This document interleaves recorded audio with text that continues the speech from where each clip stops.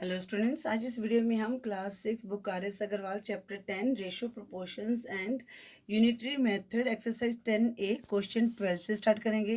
बच्चों, जो exercise 10A की 4th वीडियो है, अगर आप क्वेश्चन 1 से लेकर 11 तक की वीडियो देखना चाहते हैं तो बच्चों डिस्क्रिप्शन में लिंक दिया गया, वहाँ से देख सकते हैं। बच्चों, एंड स्क्रीन में चैप्टर 10 की प्लेलिस्ट का लिंक दिया गया, अगर आप देखना चाहते हैं तो वहाँ से भी देख सकते हैं। क्वेश्चन 12 है, a factory produces electric bulbs if 1 out of every 10 bulbs is defective. The factory produces 630 bulbs per day. Find the number of defective bulbs produced each day.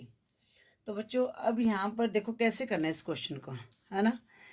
अब क्वेश्चन कह रहे हैं कि एक फैक्ट्री है, वो इलेक्ट्रिक बल्ब प्रोड्यूस करती है, और क्या कहते हैं कि 10 में से जो 1 है वो डिफेक्टिव है। ठीक है, 1 क्या है?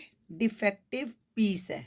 And the factory produces 630 bulbs per day, और 630 बल्ब्स जो है ये पर डे प्रोड्यूस कर रही है। अब हमने निकालना है find the number of defective bulbs produced each day. Each day कितने नंबर ऑफ डिफेक्टिव बल्ब्स जो है प्रोड्यूस हो रहे हैं। ठीक है, तो बच्चों वैसे देखो यहाँ पर क्या है, 1 है, तो 1 है तो ये 63 आएगा। देखो ना, क्योंकि यहाँ पर क्या है, 1 इफेक्टिव है, तो ऑब्वियसली 10 पे 1 हो गया, तो हम क्या करेंगे, डिवाइड बाय 10 कर देंगे तो ये आ गया 63। ठीक है, बट इसको हमने कैसे किया, हमने 1 ये भी तो देखने हैं। तो बच्चों सबसे पहले इसको हमने क्या करना है, ये तो मैंने आपको समझा दिया ऑरली कैसे करना है। ठीक है ना, पहले हम लिखेंगे total bulb produce per day equal to 630 bulbs.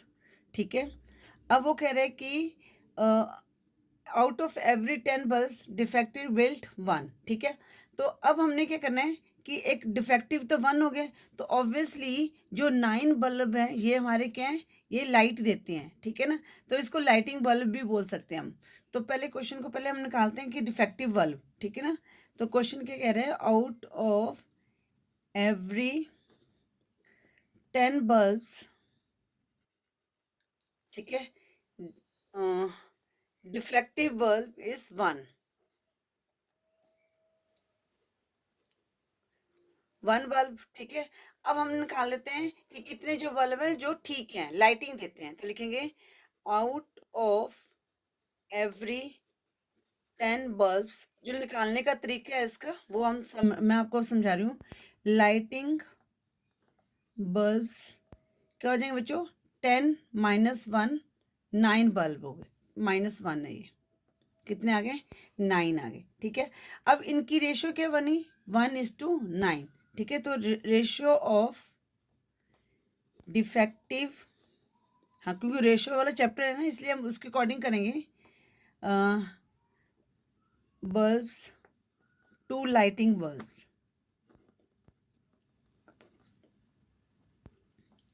तो क्या रेशियो बन गई, डिफेक्टिव पहले लिखे तो 1:9 बन गई। ठीक है, अब हम इनका सम निकालते हैं, सम ऑफ रेशियोज कितना आ जाएगा, 1 + 9 10 आ जाएगा। अब हमने क्या करना है, नंबर ऑफ डिफेक्टिव बल्ब्स निकालने हैं, number of defective bulbs in each day. तो बेटा रेशियो क्या आई थी डिफेक्टिव बल्ब की, 1 थी, इनको सम किया तो 10 आ गया, मल्टीप्लाई क्या आ गया 630, 0 से 0 कट गई तो कितना आ गया 63 बल्ब्स। ठीक है, रेशियो की फॉर्म में इस तरह से हमने इस क्वेश्चन को बनाना था। ठीक है, आई होप ये क्वेश्चन आपको अच्छी तरह से समझ आ गया होगा, और आप आंसर में लिख भी सकते हैं। जैसे आंसर में अलग से मेंशन करना है कि 63 बल्ब्स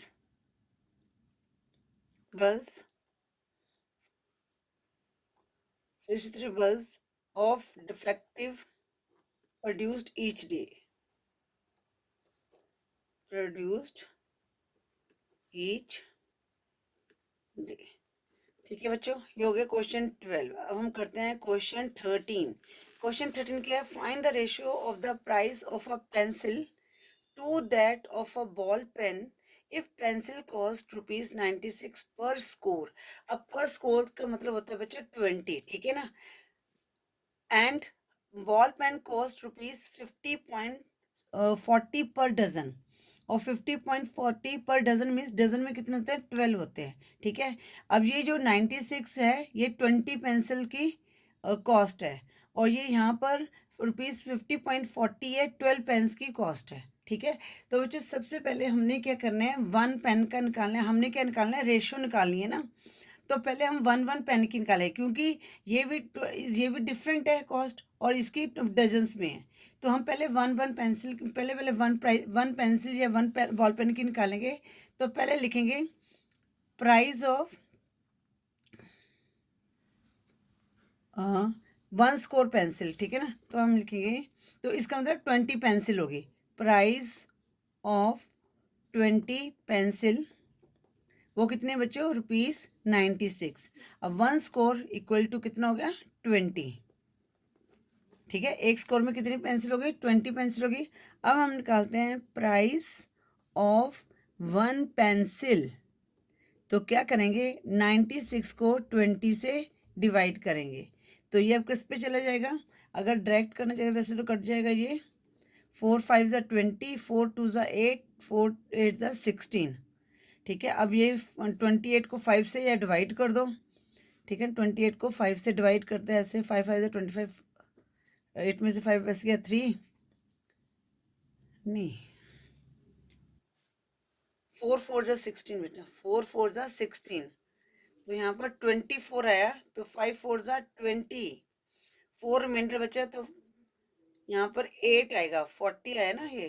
तो इसकी क्या कॉस्ट होगी? ₹4.8 पैसा, ठीक है ना। तो ये 80 भी लिख सकते हो इसको। तो पेंसिल, वन पेंसिल की कॉस्ट आ गई ₹4.8, ठीक है। 20 पेंसिल, जो हमारी ₹96 पेंसिल जो कॉस्ट थी वो कितनी थी? 20 पेंसिल की थी। एक पेंसिल के आगे ₹4.20। अब हम निकालते हैं प्राइस ऑफ, अब यहाँ पर डजन में दिया गया बॉल पेन की कॉस्ट, तो 12 लिख देंगे। 12 बॉल पेन वो कितने दिए? ₹50.40। तो यहाँ पर लिख देते हैं हम 1 डजन इक्वल टू 12, ठीक है। अब हम price of one pencil, one pen ball pen की निकालेंगे, पेन, ठीक है। तो क्या करेंगे? 50.40 अपॉन 12, ठीक है बच्चों। अब यहाँ पर 50.40 है, तो 12 इंटू 100 कर देंगे। डेसिमल को हटा दिया, 0 से 0 कट गई, तो 2 2 ज़ा 4, 2 2 ज़ा 4, रिमाइंडर 1, 2 5 ज़ा 10, 2 2 ज़ा 4, फिर 2 5 ज़ा 10, फिर 12 2 ज़ा 24, 12 1 ज़ा 12। तो हमारे पास कितना आ गया? 21/5। अब हम इसको कन्वर्ट करेंगे डेसिमल में, 5 4 ज़ा 20, 0.5 2 ज़ा 10। तो यहाँ पर क्या आ गई? 4.2, मतलब कि 4.20 पैसा आ गई कॉस्ट। अब इनकी रेशो क्या बन गई? अब ratio of the price of a pencil to that of a ball pen, यही पूछा गया है ना। ये देखो, find the ratio of the price of the pencil to that of a ball pen, ठीक है ना। To that of a ball pen, एक का क्या प्राइस आया था? 4.8। आप इस तरह भी लिख सकते हैं ₹4.8 रेशो ₹4.2, ठीक है बच्चों।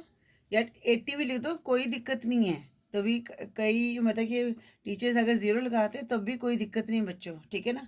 अब इसको हम कैसे लिख सकते हैं? 4.80 अपॉन 4.20। अब ये यहाँ पे डेसिमल के बाद 2 डिजिट, यहाँ पर 2, ये डेसिमल तो कट गया, 0 से 0 कट गया। अब ये किस पे जाएगा? 6 8 ज़ा 48, 6 7 ज़ा 42, तो 8/7 आ गया। तो रेशियो क्या आ गई? 8:7, ठीक है। तो आप लिख सकते हो आंसर में, अगर लिखना है तो रिक्वायर्ड रेशियो लिख दो या ratio of the pencil to ratio the price of the pencil to that of a ball pen is 8 ratio 7. Ratio to the price of a pencil to that of बच्चों, मैं हमेशा ना कोशिश करती हूँ जो क्वेश्चन है उसी में से वर्डिंग बनाने की कोशिश करती हूँ जितनी हो सके, ताकि आप लोग उसको भी कर सकें, ठीक है ना। 8:7, ठीक है बच्चों। इस तरह से ये क्वेश्चन 13 को सॉल्व करना था। आई होप क्वेश्चन 13 भी आपको अच्छी तरह से समझ आ गया होगा बच्चों। अगर आपको क्वेश्चन समझ आ रहे हैं तो वीडियो को लाइक ज़रूर करें। अब हम करते हैं क्वेश्चन 14। क्वेश्चन 14 है द रेशियो ऑफ इनकम नहीं, the ratio of the length of the field to its width is 5:3. Find its length if width is 42 meters. अब बच्चों यहाँ पर हमें रेशो दी गई है और क्या दी गई है, विड्थ भी दी गई है, ठीक है। एक मिनट। क्वेश्चन 14, ठीक है। तो हम क्या करते हैं, पहले ये जो रेशो में दिया है इसको हम x मान लेते हैं, ठीक है ना। तो यहाँ पर लिखेंगे let the length, let the ratio of length and width be 5x, ठीक है, and 3x, ठीक है बच्चों। या जैसे हम यहाँ पे लिख देते हैं रेशियो ऑफ लेंथ, ये ऊपर से एक लाइन और ऐड कर लीजिए, ratio of length and width, ठीक है। ये दी गई है ना, तो कितनी दी गई है, 5:3। फिर हम कर देंगे let the ratio of length and width be 5x and 3x, ठीक है।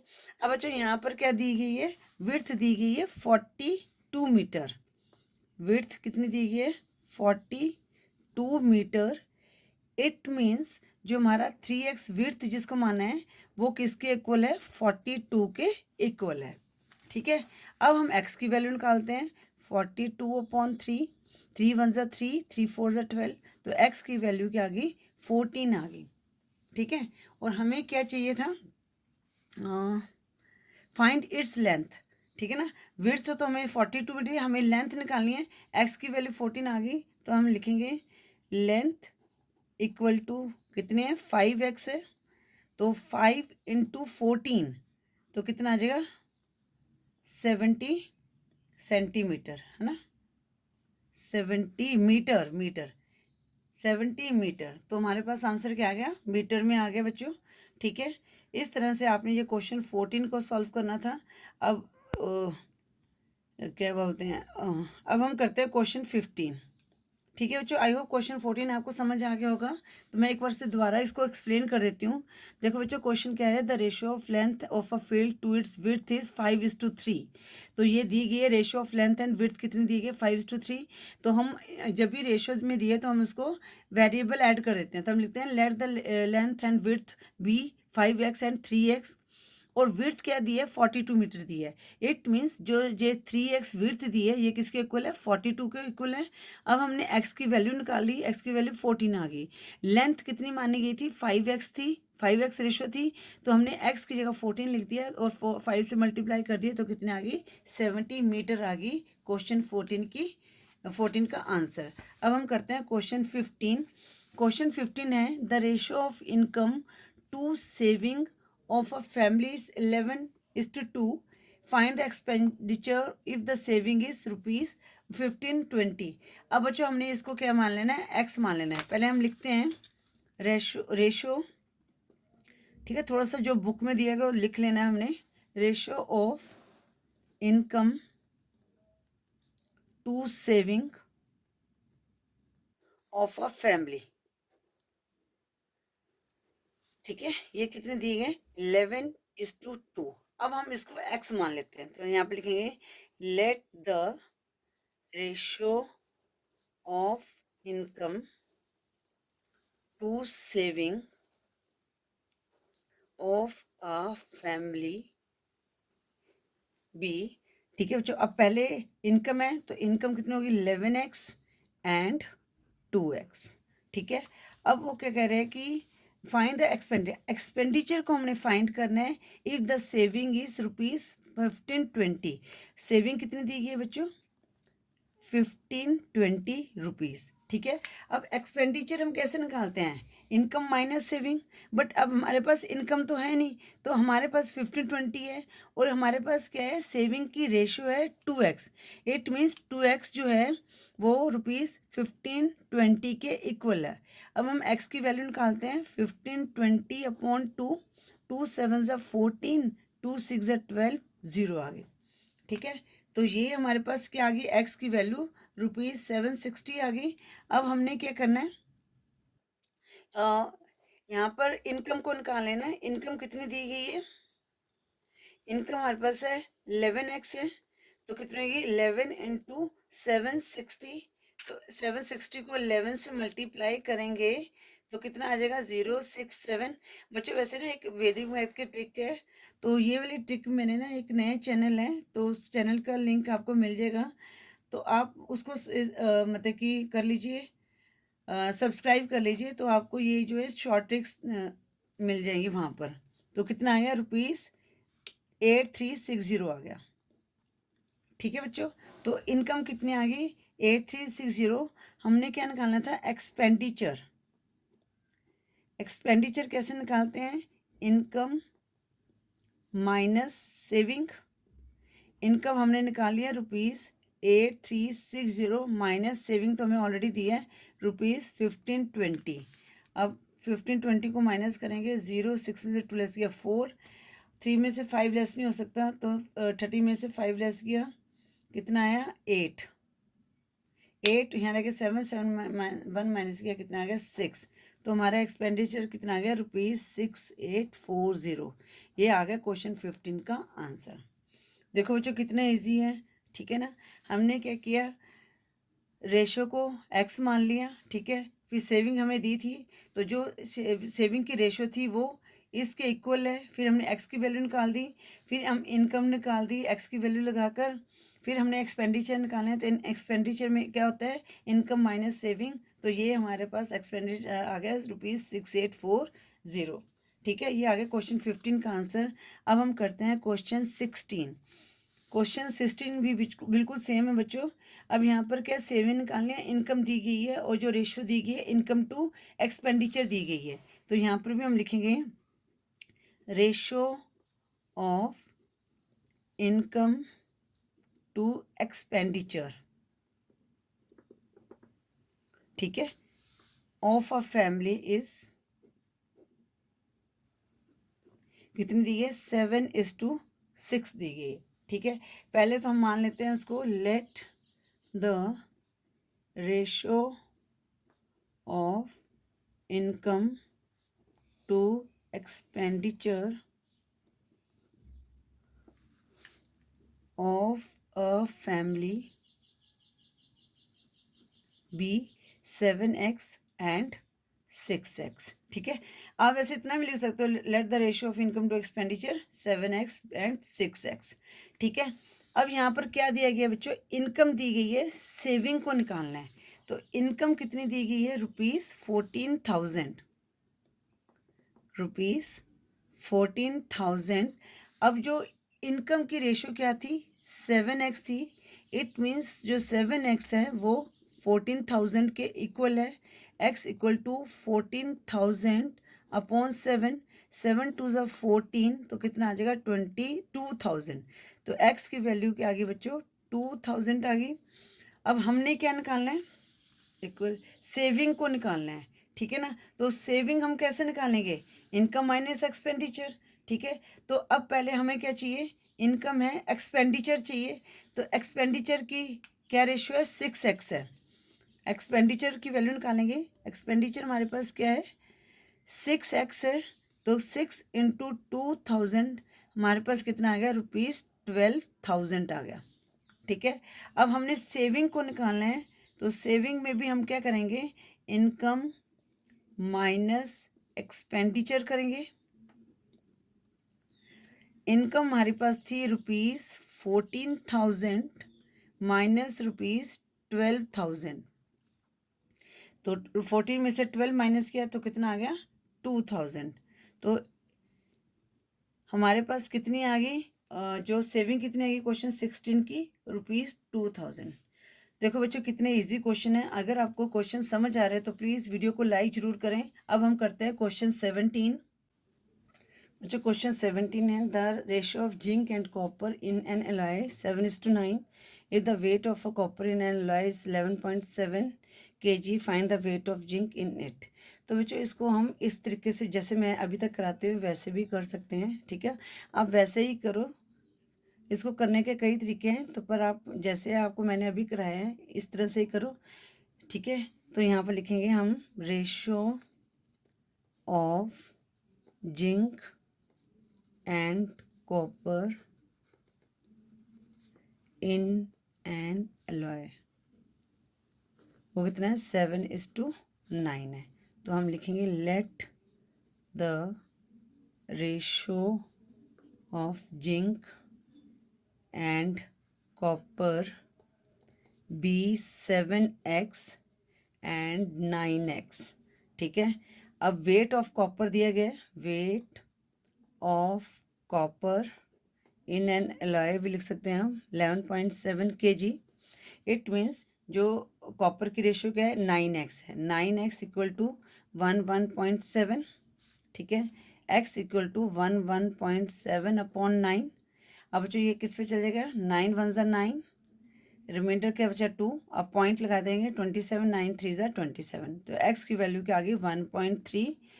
तो हमारे पास यहाँ पर जिंक की रेशियो क्या है, तो हमने वेट ऑफ जिंक निकालना है, वेट ऑफ जिंक, ठीक है। तो उसकी रेशियो कितनी है 7x है, ठीक है।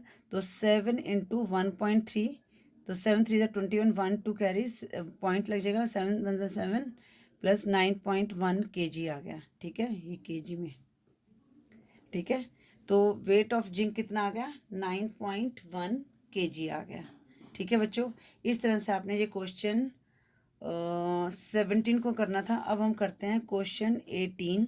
क्वेश्चन 18 है अ बस कवर्स 128 किलोमीटर इन 2 आवर्स, ठीक है, and a train covers 240 kilometre in 3 hours, find the ratio of their speeds. अब बच्चों उनकी स्पीड्स की रेशियो देनी है। तो बच्चों अब यहाँ पर क्या है, बस का दिया है 2 आवर्स में दिया गया है और ट्रेन का 3 आवर्स में दिया गया है। तो पहले तो है इनके जो है इनको इक्वल करते हैं, ठीक है ना। तो हम क्या करते हैं 1 आवर का निकाल लेते हैं, टाइम को लेके चलते हैं, 1 आवर का निकाल देते हैं। तो पहले क्या लिखेंगे यहाँ पर a bus covers in 2 hour equal to 128 kilometres, ठीक है। तो हमने क्या निकालना है डिस्टेंस निकालना है 1 आवर का। तो सो डिस्टेंस अ बस विल कवर इन 1 आवर, ठीक है। तो हम क्या करेंगे बच्चों 128 को 2 से डिवाइड कर देंगे, 2 6 ज़ा 12, 2 4 ज़ा 8, कितना करेगी 64 किलोमीटर करेगी बस जो है 1 आवर 60 किलोमीटर डिस्टेंस कवर करेगी, ठीक है। अब ट्रेन का क्या है, तो लिखेंगे आ ट्रेन कवर्स इन 3 आवर्स, 3 आवर्स दिया हुआ है ना, कितना दिया है 240 किलोमीटर, यस 240 किलोमीटर्स, ठीक है। तो यहाँ पे लिखेंगे then distance train will cover in 1 hour 240 upon 3 24 80 kilometre, ठीक है। 1 आवर में कितना है 80 किलोमीटर। अब हमने इनकी रेशियो की स्पीड निकालनी, तो लिखेंगे रेशियो ऑफ देयर स्पीड्स, ठीक है। ये 1 आवर का निकल गया, तो कितना है 64 किलोमीटर रेशियो 80 किलोमीटर। तो बच्चों आप इसको यहाँ पर भी वैसे काट सकते हैं, ठीक है ना। तो जैसे ये या तो इसको जैसे मैंने फ्रैक्शन की फॉर्म में बताया, इसको फ्रैक्शन की फॉर्म में लिख लो।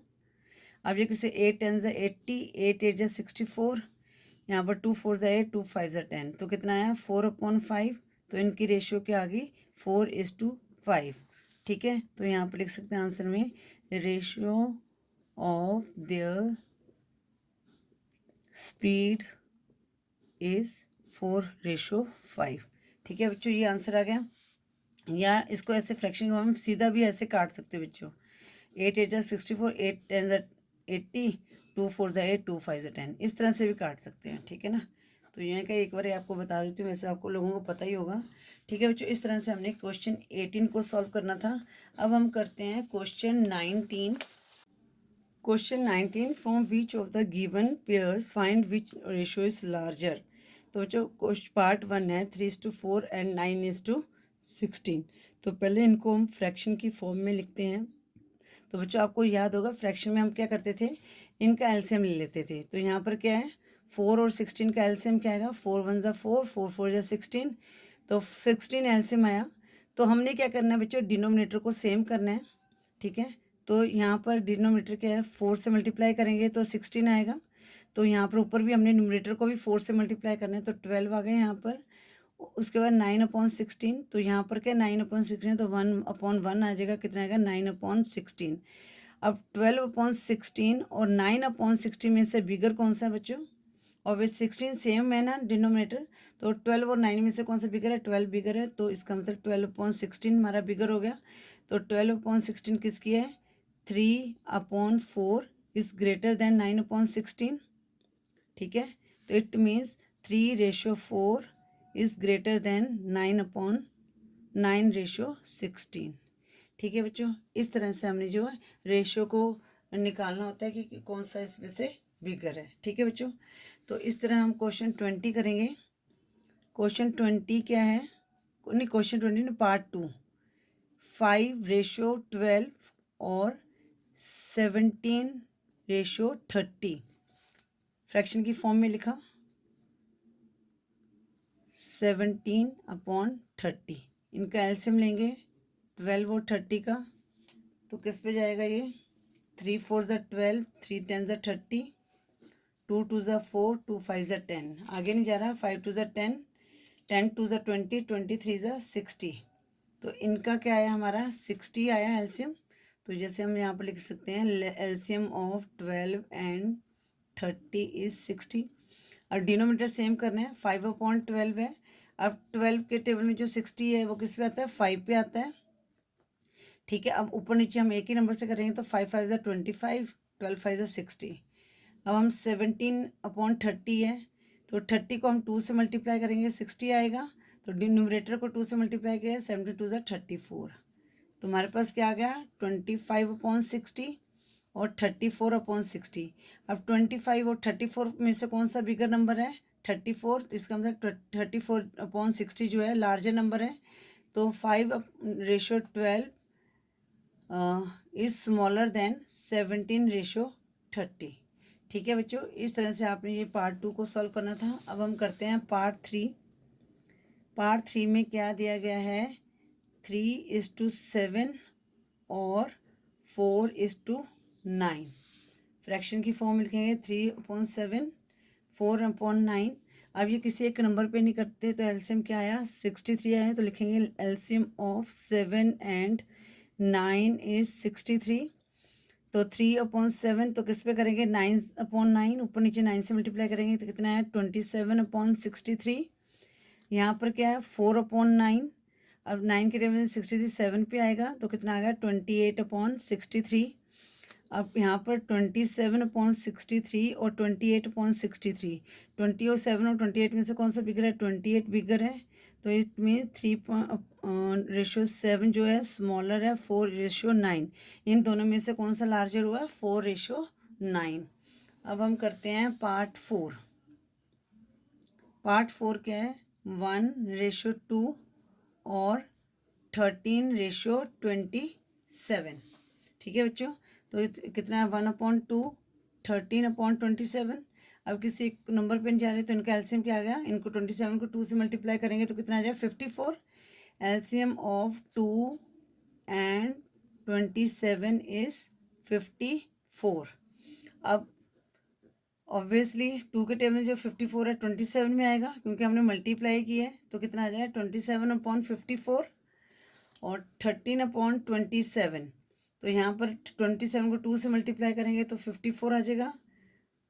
तो 13 टू ज़ा कितना है 26, तो 27/54, 26/54। 27 और 26 में से कौन सा बिगर नंबर है? 27 है। It means 1:2 is larger than 13:27। ठीक है बच्चों, इस तरह से आपने ये क्वेश्चन 19 को सॉल्व करना है। अगर बच्चों आपको क्वेश्चन समझ आ रहे हैं तो वीडियो को लाइक करें। अब हम करेंगे क्वेश्चन 20। बच्चों ये जो क्वेश्चन 19 है इसके मैं आंसर चेक कर रही थी, तो जो पार्ट 1 का उन्होंने क्वेश्चन में जो आपके जो आंसर की इसमें क्या दिया गया है 9:16 को लार्जर बताया गया है। बट बच्चों पर वो आंसर गलत है। क्यों आंसर गलत है तो आप देख रहे होंगे। हमने क्या करना है, इनका डिनोमिनेटर सेम बनाना है। तो यहाँ पर क्या था 4 था, 4 4 जा 16 होता है। तो हम 3 को भी जो 4 से मल्टीप्लाई करेंगे, मतलब कि जो हम डिनोमिनेटर में मल्टीप्लाई करते हैं उसी को न्यूमरेटर से मल्टीप्लाई करना है। तो 12/16 आया। और यहाँ पर क्या है हमारे पास 9/16। और अब यहाँ पर 12 और 9 में से कौन सा बिगर नंबर है? 12 बिगर नंबर है। तो ऑब्वियसली ये वाली टर्म हमारी बिगर हुई।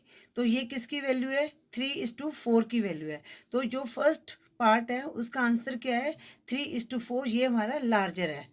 ठीक है बच्चों, अब हम करते हैं क्वेश्चन 20। क्वेश्चन 20 के मैंने ये उतार लिए हैं। तो बच्चों क्वेश्चन 20 का पार्ट 1 है 20/40 इक्वल टू, यहाँ पर क्या फिल इन द ब्लैंक है और यहाँ पर अपॉन में 5 है। तो बच्चों हमने पहले इसको फिल करना है। तो बच्चों अब हमारे पास क्या है, यहाँ पर मैं कर रही हूँ 40, ठीक है। और यहाँ पर क्या है बच्चों 5 है। तो अब यहाँ पर ये 40 है, तो हमें यहाँ पर क्या बिगर नंबर है, यहाँ पर क्या है स्मॉलर नंबर है। इट मीन्स हमारे पास स्मॉलर नंबर आया है तो हम क्या करेंगे, डिवाइड करेंगे। तो 40 को अगर हम 5 से डिवाइड करेंगे तो क्या आएगा 8, मतलब कि इसका मतलब ऊपर नीचे 8 से हमें डिवाइड करना पड़ेगा। ठीक है, 8 से डिवाइड करने पर हमारे पास क्या आया 5 आया। उसी तरह 8 को हम 24 से डिवाइड करेंगे, तो सॉरी 24 को 8 से डिवाइड करेंगे तो क्या आ जाएगा 3 आ जाएगा। ठीक है, तो यहाँ पर फिल इन द ब्लैंक्स में हम क्या करेंगे 3 फिल करेंगे। ठीक है बच्चों, इसके बाद हमारे पास है 3/5 और यहाँ पर क्या बच्चों 12 है। तो अब 3 के टेबल में 12 किससे मल्टीप्लाई करेंगे, क्योंकि यहाँ पर जो बिगर नंबर है, तो ठीक है जब स्मॉलर नंबर हो तो मल्टीप्लाई करते हैं, जब हमारे पास बिगर नंबर हो तो हम डिवाइड करते हैं। तो 4 से मल्टीप्लाई 3 4 ज़ा 12 होता है। और यहाँ पर कितना, यहाँ पर 4 से मल्टीप्लाई करेंगे। देखो जो नंबर से मल्टीप्लाई करना है वो ऊपर नीचे एक ही नंबर से मल्टीप्लाई करना है। तो 5 4 ज़ा 20। तो यहाँ फिल इन द ब्लैंक्स में क्या आ गया 20 आ गया। इसी तरह पार्ट 2 है, यहाँ पर क्या बच्चों 36/63 और इक्वल टू में यहाँ पर क्या है 4 है। इट मीन्स हम क्या करेंगे, यहाँ पर डिवाइड करेंगे। तो 34 आना चाहिए। तो 4 9 36, इसका मतलब 9 से हमने डिवाइड किया ऊपर नीचे, मतलब कि न्यूमरेटर को भी फिर 9 से डिवाइड किया, फिर हम डिनोमिनेटर को भी 9 से डिवाइड करेंगे। तो 9 4 36, यहाँ पर 4 आया। और 9 के टेबल 63 किस पे आता है 7 पे। तो यहाँ पर 7 आया। तो फिल इन द ब्लैंक्स में हम यहाँ पर 7 फिल कर देंगे। आगे बच्चों क्या है हमारे पास 21 है। अब यहाँ पर क्या है 21 बिगर, तो इसका हम मल्टीप्लाई करेंगे। 7 के टेबल में 21 किस पे आता है 3 पे आता है। तो हम न्यूमरेटर को भी 3 से मल्टीप्लाई करेंगे तो कितना है 4 3 ज़ा 12। ठीक है बच्चों, तो यहाँ पर फिल इन द ब्लैंक्स में क्या आ गया 12 आ गया। ठीक है, अब हम करते हैं पार्ट 3 5/7। ठीक है 5/7। अब 28 लेके आना है बच्चों। तो हमें पता है यहाँ पर क्या है बिगर नंबर है तो मल्टीप्लाई करें। अब देखेंगे 7 के टेबल में 20 किस में आता है 4 पे आता है। तो मल्टीप्लाई किया 4 से, तो 7 4 28। फिर न्यूमरेटर को भी 4 से मल्टीप्लाई करेंगे तो हमारे पास 20 आ गया। तो यहाँ पर आ गया 20। अब बच्चों यहाँ पर आप देख रहे होंगे, यहाँ पर क्या है 35 है और यहाँ पर हमें फिल करना है। तो अब यहाँ पर ये किसी का नहीं हो रहा, ठीक है ना, तो इससे हमारा कोई कॉम्बिनेशन नहीं बन रहा। तो हम 5/7 को ले लेंगे। ठीक है ना, तो 5/7, तो यहाँ पर क्या है 35 है। तो ऑब्वियसली हम देखें मल्टीप्लाई करेंगे तो कितने बनेगा 7/7। 5 7 ज़ा 35, तो 7 7 ज़ा 49। तो यहाँ पर फिल इन द ब्लैंक्स में क्या आ गया 49। ठीक है बच्चों, हमने अगर हमारे पास सेकंड टर्म से नहीं होते तो हमने फर्स्ट टर्म के साथ करके देख लेना है कि उससे क्या है हमारी यहाँ पर क्वेश्चन फिल हो सकती है, जो फिल हो सकते हैं। ठीक है बच्चों, इस तरह आपने क्वेश्चन 20 को सॉल्व करना था। आई होप बच्चों ये आपको क्वेश्चन 12 से 20 तक अच्छी तरह से समझ आ गए होंगे। अगर वीडियो यूज़फुल लगे वीडियो को लाइक करें, शेयर करें अपने फ्रेंड्स के साथ। चैनल पे नहीं हो तो चैनल को सब्सक्राइब करें। Thank you for watching. Next video में हम एक्सरसाइज 10B को सॉल्व करेंगे।